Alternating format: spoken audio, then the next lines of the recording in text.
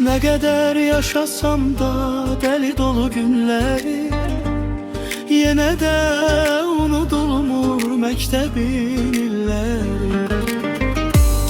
Ne kadar yaşasam da deli dolu günleri, yine de unutulmur mektebin illeri. Birinci sınıf idik, el ele tutmuştum, mektebin heyetinde yanaşı durmuştum. Uşaq olsam da o vaxt hoşuma geldi o kız. Sonra iller öttü, özü de bildi o kız. Sevirem, vurulmuşam, sinifte bir kız var. Ona aşık olmuşam, sinifte bir kız var. Sevirem, vurulmuşam, sinifte bir kız var.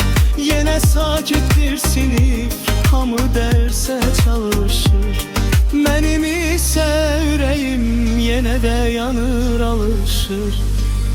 Diye senden yorulmuram, yolumdan azıram. Adın ile mektebin divarına yazıram. Sevirem, vurulmuşam,